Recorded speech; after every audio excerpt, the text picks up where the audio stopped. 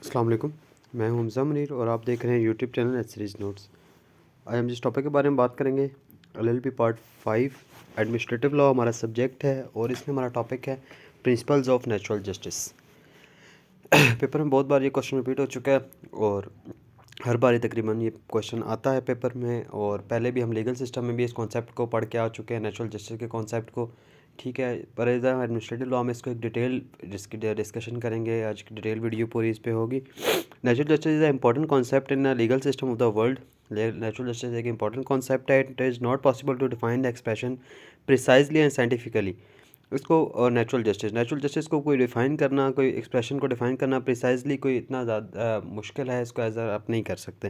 Natural justice has meant many things to many writers. बहुत सारे writers ने, lawyers ने, सिस्टम ऑफ लॉ, इन्होंने बहुत कुछ इसके बारे में लिखा है। It has been many colour shades and many forms of shapes. इसमें बहुत सारे इसके कलर्स हैं, बहुत सारी टाइप्स हैं इसकी, बहुत सारे तरीक़ों से नेचुरल जस्टिस होता है। देखिए, नेचुरल जस्टिस बेसिकली क्या, जो नेचर से रिलेटेड है। ठीक है, नेचर जो अकल जो जिस चीज़ को समझती है, जो इस तरह की चीज़ है, जो जस्टिस, ऐसा जस्टिस जो नेचर से रिलेटेड होगा, उसको natural justice. The theory of the natural law states that there should be fair hearing and proper reasoning and no element of biasness. ये जो थ्योरी है ना नेचुरल लॉ की, वो क्या कहती है कि आपकी जो भी कोई भी हियरिंग हो ना, कहीं भी किसी जगह पे भी कोई हियरिंग हो, तो फेयर हियरिंग होनी चाहिए, प्रॉपर होनी चाहिए, रीजनिंग होनी चाहिए, और उसमें कोई किसी किस्म का बाइसनेस का एलिमेंट नहीं होना चाहिए। Sorry. The golden principle of natural justice has been practice since the Adam and Eve. ये जो नेचुरल जस्टिस का प्रिंसिपल है, वो आदम और ईव तक लेके तब से लेकर अब तक ये प्रोसेस और ये होता आ रहा है, ये प्रैक्टिकल चलते आ रहे हैं।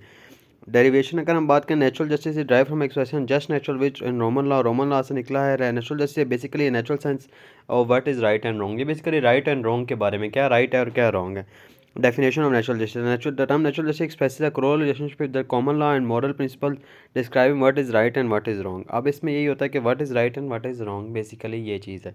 एग्जाम्पल क्या नेचुरल जस्टिस की, if we observe the history, God forbade Adam from eating the fruit which was from the tree of knowledge. ठीक है, वो आदम जब ने हज़रत आदम अलैहिस्सलाम ने जब एक वो ट्री से उन्होंने खाया था, after the god gave opportunity, अल्लाह ताला ने उनको सज़ा दी और उन्होंने उसके बाद उनको प्रॉपरली अपॉर्चुनिटी दी और कहा कि to before giving a punishment देने से पहले उन्हें कहा गया कि आप बोलें, आप क्या अपने हक में, अपने अपने अपने डिफेंस में आप क्या बोलना चाहते हैं, जो आप बोलना चाहते हैं वो बोलें। It is said that God called Adam to ask him have you eaten the tree where I command you not to ईट।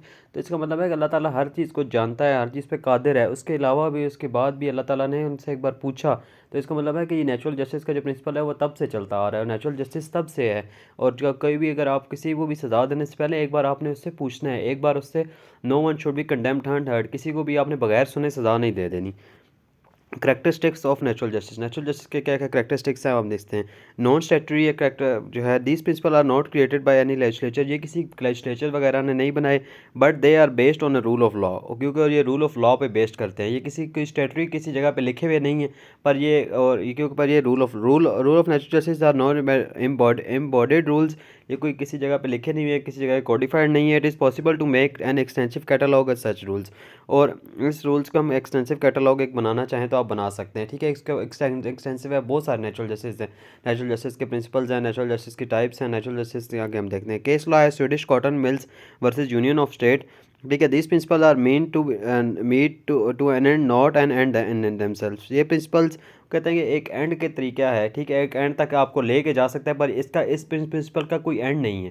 ठीक है, ये प्रिंसिपल्स आपको एक एंड तक लेके जा सकते हैं। फेयर हेयरिंग है, उसको आप एक अच्छे एंड तक आपको लेके जा सकते हैं, पर इन प्रिंसिपल्स का कोई एंड नहीं है। ठीक है, की ग्राउंड्स की अगर हम बात करें, प्रिंसिपल प्रोवाइड की grounds on which administrative action can B challenge in court of law. ये जो प्रिंसिपल्स हैं, ये आपको कोर्ट ऑफ लॉ में अब आपने कभी भी जाना है, ठीक है, तो अब आपने जो कोर्ट ऑफ लॉ में किस तरह किसी चीज़ को चैलेंज करना है, तो ये प्रिंसिपल्स आपको ये उसकी गाइडलाइन देते हैं। ठीक है, अब की ग्राउंड्स आपको देते हैं। अब देखिए, अगर आपको फेयर हेयरिंग नहीं दी गई सेशन कोर्ट के अंदर, तो आप हाई कोर्ट में तभी जाएंगे। आप हाई कोर्ट में ये कहेंगे कि मुझे सही तरह से बोलने का मौका वहाँ पे नहीं दिया गया, मुझे वहाँ पे नहीं सुना गया। तो ये एक बेसिकली की ग्राउंड्स देते हैं। To secure justice, natural justice is a great humanising principle to invest law with fairness to prevent the miscarriage of the justice. ये जो है ना, जस्टिस को सिक्योर करने के लिए, और मिस कैरेज जो है ना जस्टिस का, उसको natural justice by Paul Jackson में एक चीज़ second addition.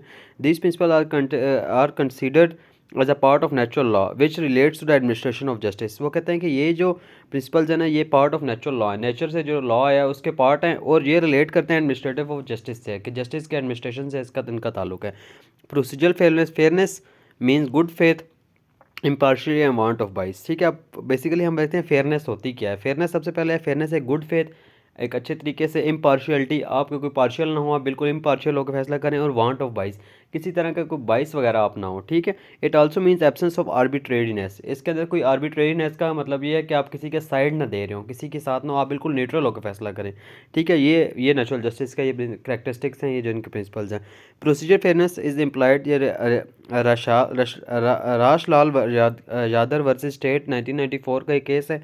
Procedural fairness is an implied and mandatory requirement to protect arbitrary action. ठीक है, ये प्रोसीजरल फेयरनेस अगर आपकी होगी तो इम्प्लाइड एक अच्छी चीज़ है, और इम्प्लाइडली उसमें समझ आएगी मैंडेटरी रिक्वायरमेंट है ताकि किसी भी आर्बिट्रेरी एक्शन को रोका जाए। आर्बिट्रेरी एक्शन ये होता है कोई बाइसनेस वाला एक्शन को रोका जाए, रोकने के लिए प्रोसीजरल फेयरनेस अगर आपके पास होगी तो ये नहीं होगा।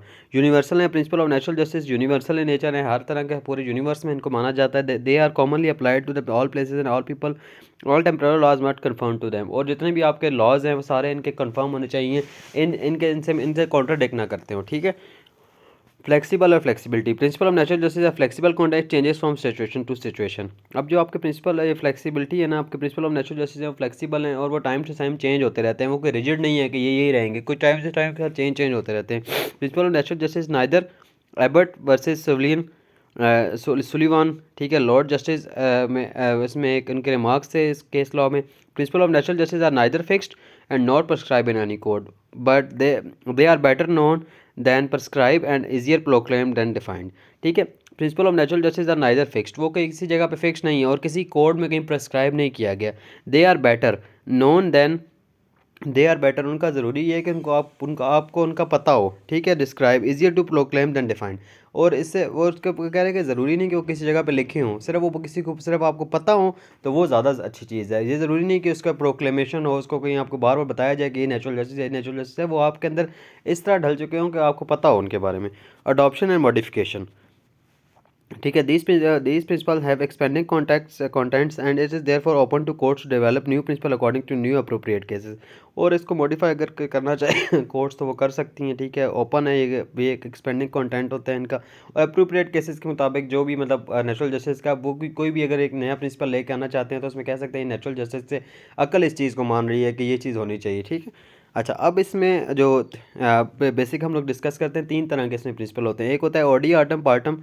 ठीक है, इसको हम कहते हैं हेयरिंग प्रिंसिपल। ठीक है, no man should be condemned under, किसी को बगैर सुने सज़ा नहीं दी जाएगी। Nemo debet esse judex in propria causa sua. ठीक है, बाइस प्रिंसिपल, इसको हम कहते हैं bias principal.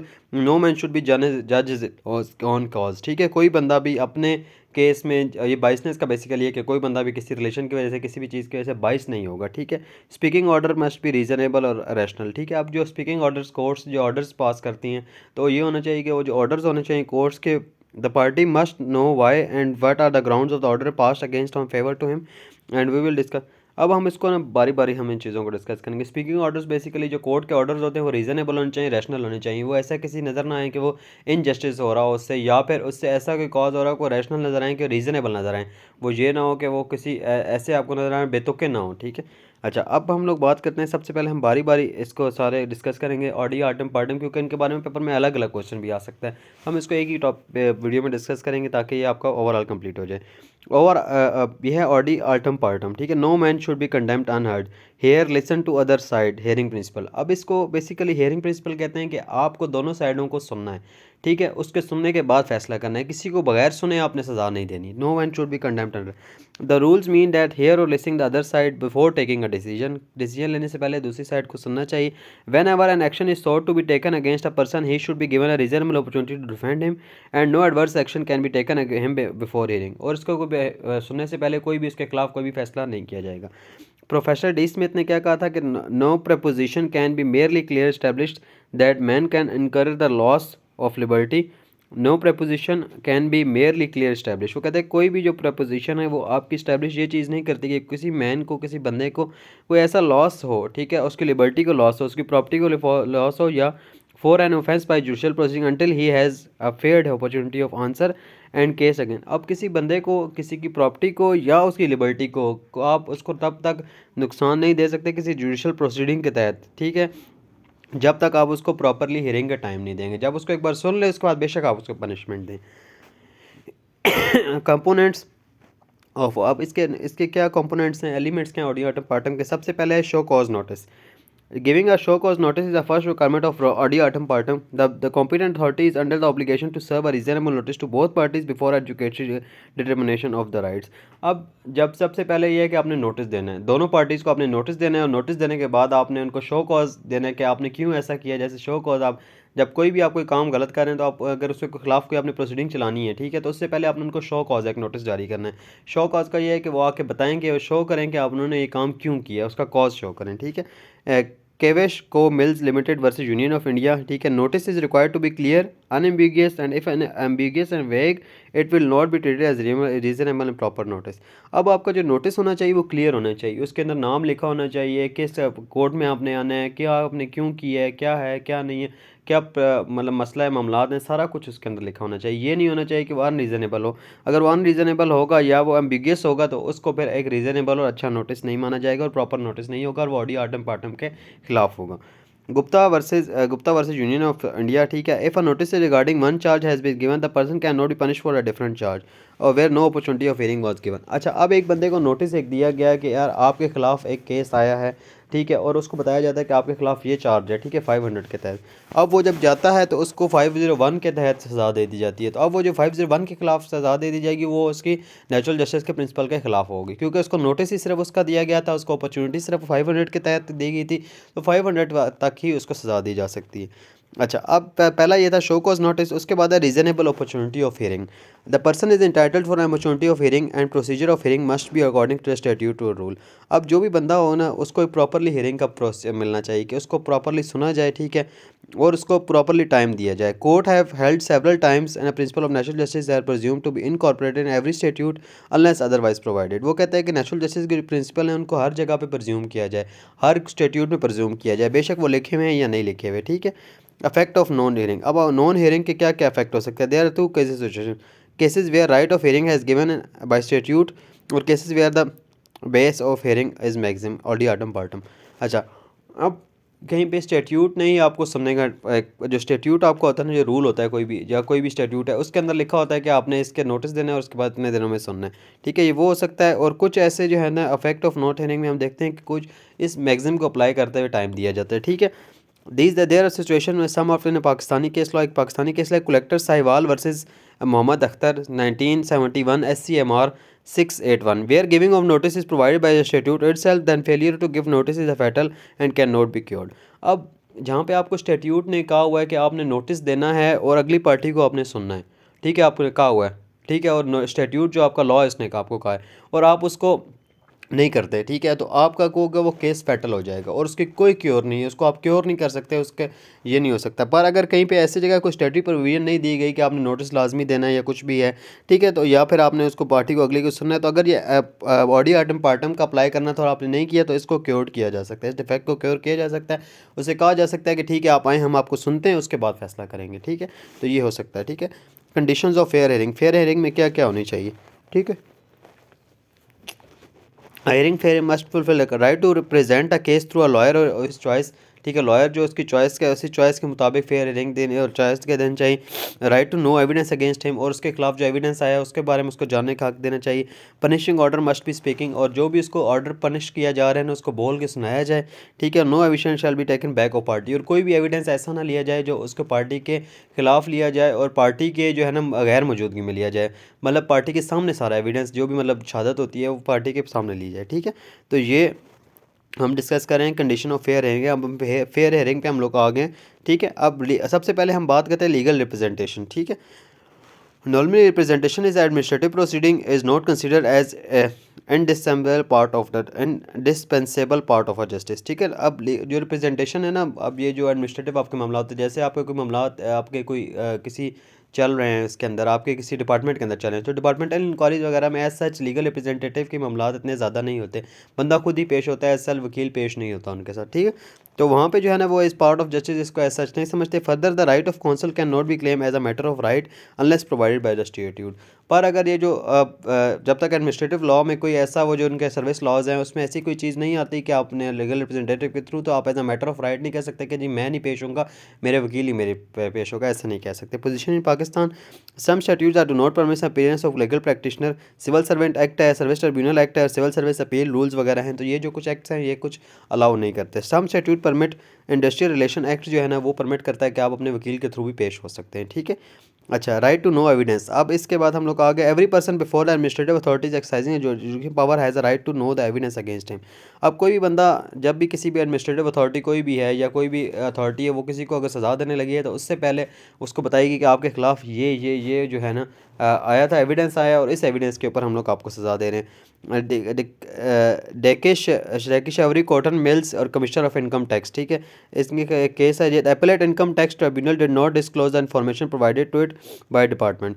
The supreme court set aside decision by declaring violation of the natural justice. अब एपेलेट इनकम टैक्स का ट्रिब्यूनल था ना, उसने दूसरी पार्टी को बताया नहीं कि आपके खिलाफ हमें क्या क्या इन्फॉर्मेशन मिली है डिपार्टमेंट से, तो सुप्रीम कोर्ट ने इस फैसले को जो है ना वो सेट असाइड कर दिया था, ठीक है। Punishing order must be speaking. अब जो पनिशिंग ऑर्डर है वो आपका स्पीकिंग होना चाहिए, ठीक है। बोल के speaker order of speaks for it self which contain the reason और इन सपोर्ट। अब जो भी आपका ऑर्डर है ना उसके अंदर लिखा होना चाहिए कि किस रीजंस के ऊपर आपने मैंने सजा दी है ये वाली। In other word speaking order is reason and reason decision, ठीक है। वो रीजन डिसीजन रैशनल डिसीजन होना चाहिए। Giving the reason the support of order is a regard of the one of the most basic rule of the prevent arbitration process.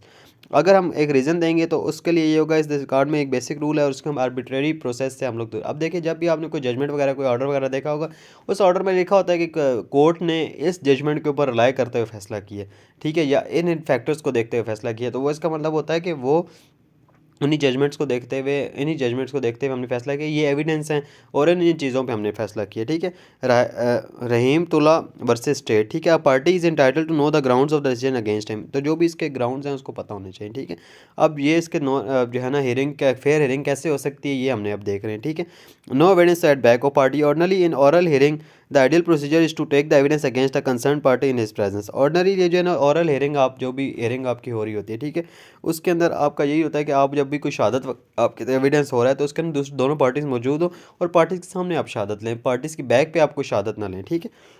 अरिंगटन versus minister of health इन जोरो 1933, Jaros Corporation passed a clearance order for demolition of a certain building found to be unfit for human inhabitation। अच्छा, जैरो corporation एक थी, उसने clearance order एक किया और उसने एक डिमोलेशन सर्टन बिल्डिंग को डिमोलिश करने के लिए ना ऑर्डर पास किया और जो अनफिट था ह्यूमन इनहेबिटेशन के लिए, ठीक है। The order was submitted to the minister of health for confirmation, उसको मिनिस्टर ऑफ हेल्थ को उन्होंने दिया, ठीक है। एन इंक्वायरी वाज हेल्ड, उसको एक इंक्वायरी हेल्ड हुई। The owners was given to opportunity of hearing, जो ऑनर्स थे उनको अपॉर्चुनिटी दी गई सुनने के लिए। The inquiry team visited the place, inquiry team जो है उसने विजिट किया प्लेस को, बट ऑनर उस विजिट के बारे में ऑनर को इन्फॉर्म नहीं किया गया, ठीक है। The clearance order of the demolition was challenge and question by the court and ground of x party statement. तो उन्होंने कहा कि देखिए जब आप उधर ले गए थे एविडेंस इकट्ठा करने, सारा कुछ तो आपने पार्टी को बताना था, ठीक है, तो आपने नहीं बताया कि हम लोग वहाँ गए हैं, तो इस वजह से ये जो है ना ये उन्होंने सेट असाइड इसको कर दिया, ठीक है। तो अब हमने बात की, सबसे पहले हमने बात की कि ये ऑडियम पार्टम के क्या क्या करेक्टरिस्टिक्स हैं, क्या कंपोनेंट्स हैं। नोटिस देना है आपने, रीजनेबल अपॉर्चुनिटी देनी है हियरिंग की और इफेक्ट ऑफ नॉन हियरिंग फिर हमने डिस्कस किया, ठीक है। और अब फिर उसके हमने देखा कि फेयर हियरिंग कैसे कैसे हो सकती है, तो इसमें हमने ये चीज़ 4 चीज़ें डिस्कस की हैं कि फेयर हियरिंग में आपने क्या क्या चीज़ें करनी है, ठीक है। अब उसके बाद जो है हमारे पास है nemo debet esse judex in propria causa हुआ, ठीक है। नो मैन शुड बी जज इज इन ऑन कॉज, ठीक है। कोई बंदा भी, ये बेसिकली बाइसनेस का प्रिंसिपल है कि कोई बंदा बाइस होकर कोई जज भी फैसला नहीं करेगा। The rule is generally regarded as second principle of natural justice and it is called as a rule of against bias, ठीक है। और ये जो आपका रूल है, ये जो लिटरल है ना, ये आपका जो generally rule regarding second principle है नेचुरल जस्टिस का, और इसको अगेंस्ट बाइस कहते हैं। The literal translation of about said maxim is no man should be condemn, no man should be जज इज इन ऑन कॉज, कि कोई बंदा भी अपने केस के अंदर जज नहीं हो सकता, या कोई बंदा भी अपने किसी रिलेटिव है तो अगर उसको कोई बाइसनेस वगैरह नहीं हो सकती। बाइस means one sided mental inclination of unfair opinion that favour one side, ठीक है। बाइस बेसिकली मतलब क्या होता है कि वन साइडेड मेंटल इंक्लिनेशन, आप वन साइडेड अपना माइंड सेट जज जैसा बना लें लें और उसके बाद वो फैसला करें। अब एक साइड पे अब जज साहब का अपना बेटा खड़ा हुआ है, ठीक है, तो अब ये मेरे चांसेस हैं कि वो 22 होंगे, ठीक है। एक साइड पे जज साहब का कोई रिलेशनशिप खड़ा हुआ है, एक साइड पे जज साहब को पैसे मिले हुए हैं, ठीक है, तो अब वो मामलात हैं ना वो सारे 22नेस में आते हैं। और ये जो है कि जज साहब बिल्कुल न्यूट्रल होकर फैसला करेंगे। 22 में भी result in a preconceived opinion to decide the case in particular manner. 22 result of pre cons, अब जैसा पहले से ही माइंडसेट बना के बैठे होते हैं कि मैंने इस पार्टी को रिलीफ नहीं देना, ठीक है, तो वो बाइसनेस होती है। अब दो तरह की बाइसनेस होती है, एक होती है एक्चुअल बाइसनेस, टाइप्स हम लोग डिस्कस कर रहे हैं, नेचर कौन कौन सी बाइस, एक होती है लाइक्लीहुड बाइसनेस, ठीक है। एक्चुअल बाइसनेस से रेयरली एस्टैब्लिश, एक्चुअल बाइसनेस को आप एस्टैब्लिश करना थोड़ा मुश्किल होता है, but if the party has establish actual biasness then the decision of will be automatically disqualified on the grounds of bias। अब अगर एक्चुअल बाइसनेस बेसिकली ये होती है कि पैसे लिए हुए सारा कुछ है, ठीक है, नज़र आ रहा है कि जैसा आपका बेटा है, ये एक्चुअल बाइसनेस है, ठीक है। अब ये एक्चुअल बाइसनेस थोड़ी सी इस्टेब्लिश करना ज़रा मुश्किल होती है, ठीक है, पर ये है कि अगर एक बार आपने एक्चुअल बाइसनेस इस्टेब्लिश कर दी तो आपका केस उड़ जाएगा, उस बाइसनेस के ऊपर ही आप उस केस को उड़ा देंगे कि यार ये जैसा आप केस नहीं सुन सकते क्योंकि ये बाइस है, ठीक है। Franklin versus minister of town country planning, ठीक है, minister supported a policy biased in the favour of particular view did not amount to breach of rule, ठीक है। मिनिस्टर ने एक पॉलिसी को सपोर्ट किया, ठीक है, 22 थे in favour of particular view, उसके बारे में 22 थे, did not amount to breach of rule, तो उस रूल के बारे में ब्रीच उन्होंने नहीं करनी थी, ठीक है, तो बाइसनेस एक्चुअल बाइसनेस नज़र आ रही थी, ठीक है। Likelihood biasness the existence of biasness question of act is proof to in each case, ये बेसिकली एक किसी एक्ट के थ्रू आपको प्रूव करते हैं, ठीक है। The standard of proof is not actual determinate but is likely to be determinate is enough, तो एक तरह की लग रही होती है कि इसमें जो है ना वो होगी बाइसनेस होगी, ठीक है। Metropolitan Properties Co. Limited versus Lennon. A rent assessment committee was established to decide a fair rent of flats owned by applicants। अब एक रेंट असेसमेंट कमेटी थी, ठीक है, वो इस्टेब्लिश हुई और उसने कहा कि जो फेयर रेंट्स हैं ना फ्लैट्स के वो दिखाने के लिए उनको बनाया गया, ठीक है। The committee was headed by a solicitor who was a father lived in the apartments. अच्छा, अब जो कमेटी थी ना उसके जो हेडेड थे ना, जो हेड कर रहे थे उसके सॉलिसिटर जो थे ना भाई, तो वो फादर जो थे ना वो उधर रह रहे थे, जो सोलिसिटर जिसको हेड कर रहे थे उसके जो फादर थे वो उस अपार्टमेंट में रह रहे थे। It was held that the is breach of rule due to likelihood of biasness, तो उसमें कहा गया कि हो सकता है कि लाइक्लीहुड बाइसनेस हो सकती है, क्योंकि अगर उसके फादर वहाँ पे रह रहे हैं तो हो सकता है उसका जो डिसीजन होगा वो ऐसा उन रेंट वालों के जो बंदे वहाँ रह रहे हैं उन पर होगा। In considering a likelihood the court not only to the mind of chairman but also the impression of other. अब ये होता है कि वो सिर्फ कोर्ट और माइंड ऑफ चेयरमैन का नहीं देखा उन्होंने, बाकी जो मामला जो और लोग क्या उसके बारे में सोचेंगे वो भी उन्होंने देखा। अब काइंड ऑफ बाइसनेस है बेसिकली दो तरह की बाइसनेस होती है, एक एक्चुअल होती है जो बिल्कुल आपकी जो इस्टेब्लिश करना होती है कि आपने इस्टेब्लिश पर एक बार कर ली, थोड़ी मुश्किल होती है पर एक बार अगर आपने कर ली तो वो हो जाती है। उसके बाद दूसरी आपका लाइक्लीहुड आती है जो बिल्कुल बाइसनेस की तरह होती है कि हो सकता है बाइसनेस हो सकता है नहीं भी हो, ठीक है, तो वो हो सकता है। अच्छा, अब काइंड ऑफ बाइसनेस, सबसे पहले हमारे पास आती है personal biasness. It is due to relationship between the personal professional and personal because it is the nature of the human being that he always favour his friends family and relatives and goes against his enemies. अच्छा, personal biasness basically क्या होती है कि ये एक relationship या professional के आपके पर्सनल जो आपका रिलेशनशिप होता है कोई पार्टीज़ का ह्यूमन बीइंग की क्योंकि रिलेशनशिप है, क्योंकि अगर उसका कोई रिलेटिव होगा तो उसको वो हमेशा जो है ना वो उसका हमेशा अपने दोस्तों के साथ जाएगा और अपने दुश्मन उनके खिलाफ जाएगा, ये ह्यूमन नेचर है। द जज may have some personal grudge, injustice, enmity in a professional rivalry, so that this comes that the judge may be biased towards one party and against other party।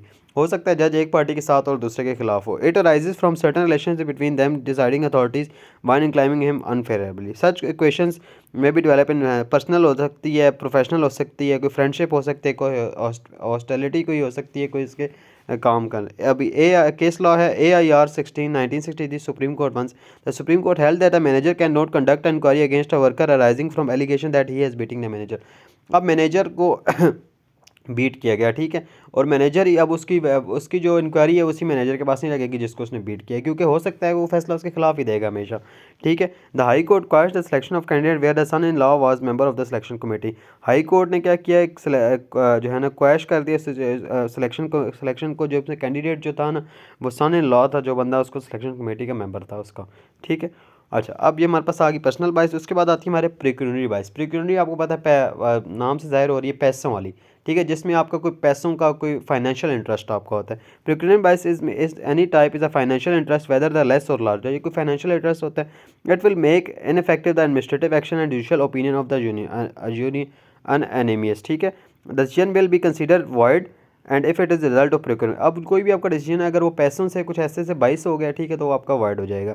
Judicial approach is unanimous but the fact that the all small financial precautions would be vitiate the proceeding। ठीक है, वो कहते हैं कि अगर कोई भी अगर ज़रा सा भी आपकी छोटी सी भी ये प्रिकॉशनरी बाइस साबित हो गई है तो जितनी भी प्रोसीडिंग होगी वो आपकी विटिटेट हो जाएगी और वो सारी ख़त्म हो जाएगी, नल एंड वाइड हो जाएगी। जी boy versus election clerk, the chief justice reconstituted a bench when it was found that one of the member of the bench was a member of the cooperative society।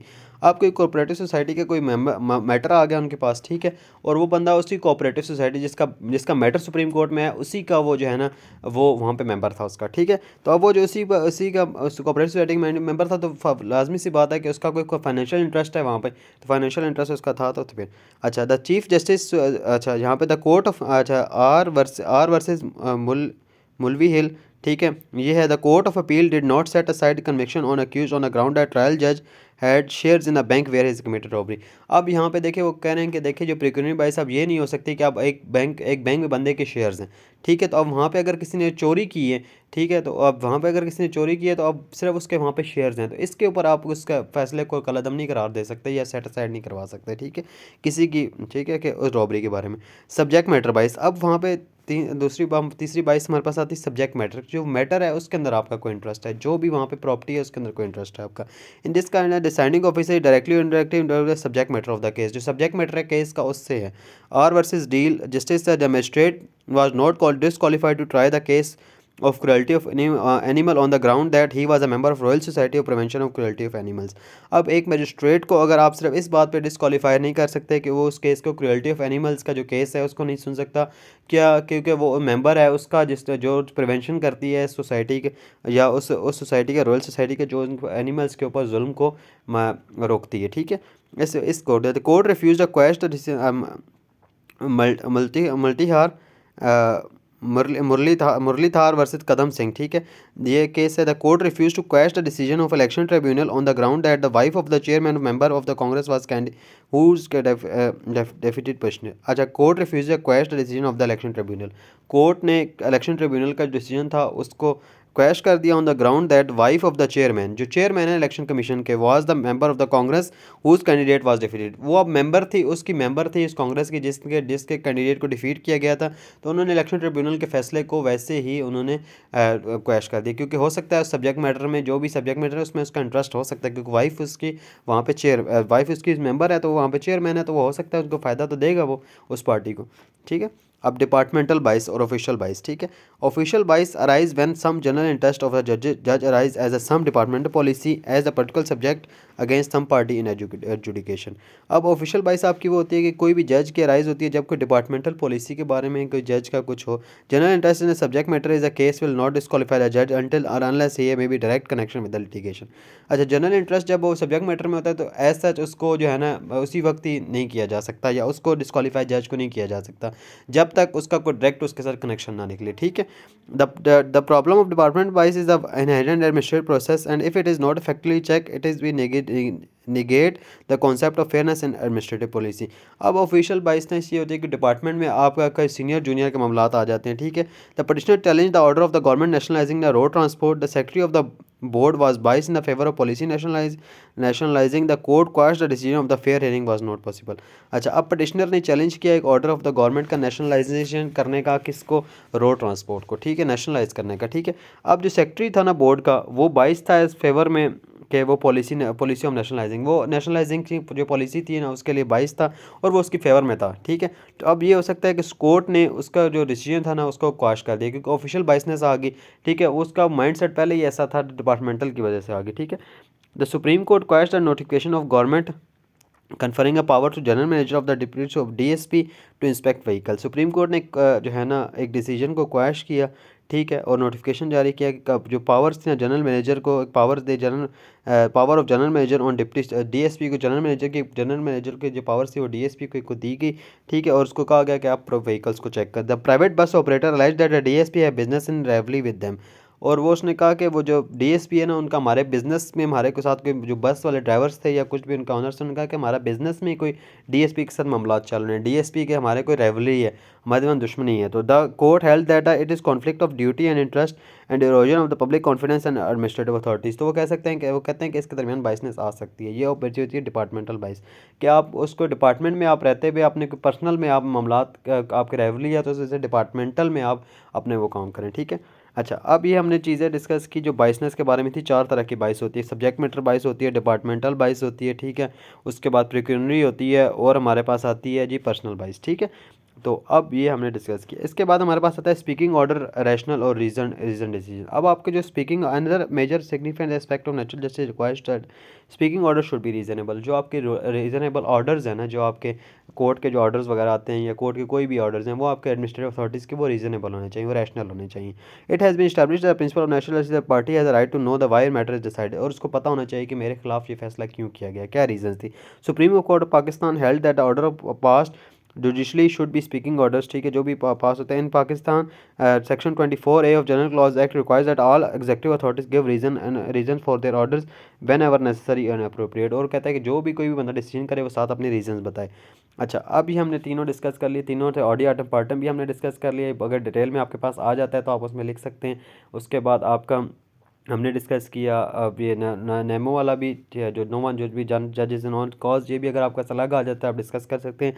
Speaking order के बारे में भी हमने कर लिया। ऐसा speaking order अलग नहीं आता, शॉर्ट नोटिस पे आ जाता है या उनके साथ ही मिल के आता है, ठीक है। एक्सेप्शन अगर हम बात करें, अब नेचुरल जस्टिस के ना प्रिंसिपल कहाँ कहाँ पे अप्लाई नहीं होते, हम लोग ये थोड़े से देखते हैं। स्टेटरी exclusion, a statute may exclude either specifically or by necessary implication. In Pakistan, all laws are made by Parliament shall be assumed to be consistent with the principle of natural justice unless expressly excluded. अब कोई भी अगर किसी statute ने ही उनको expressly इसको exclude कर दिया कि हम किसी बंदे को रीजनेबल नोटिस दिए बगैर भी आप उसके खिलाफ कर सकते हैं, तो उसको कर सकते हैं, क्योंकि ये परसुएसिव नेचर के हैं, बाइंडिंग नेचर के नहीं है, ठीक है। एक्सक्लूशन इन लेजिस्लेशन एक्ट और एक्शन, ठीक है। Legislation action of general collector laying down a policy not directed against an individual does not invoke the principle of legislative action of general character, ठीक है। अब कोई legislative action है कोई general collector के हैं, ठीक है। laying down a policy not directed against the individuals does not invoke the principle of justice। वो कहते हैं कि जो एक्सक्लूसिव अगर कोई legislation ने कोई एक्शन वगैरह ऐसे किए हैं, ठीक है, उन एक्ट्स के अंदर या किसी एक्शन के अंदर अगर किसी नेचुरल जस्टिस के प्रिंसिपल को उन्होंने एक्सक्लूड कर दिया, ठीक है, एक्सक्लूड लेजिस्लेटिव एक्शन ने अपने एक्शन के अंदर से कह दिया कि इस एक्ट के अंदर से हमने एक्सक्लूड कर दिया, तो वो एक्सक्लूड कर सकते हैं, ठीक है। वो अगेंस्ट पब्लिक पॉलिसी जो भी होगा वो चलेंगे, ठीक है। तो ये एक्सेप्शन थे इसके, अगर किसी स्टैट्यूट वगैरह ने इसको कर दिया, ठीक है। तो ये हमारा टॉपिक था नेचुरल जस्टिस का, डिटेल वीडियो थी इसके बारे में, हमने डिटेल में इसको डिस्कस किया। Thank you very much.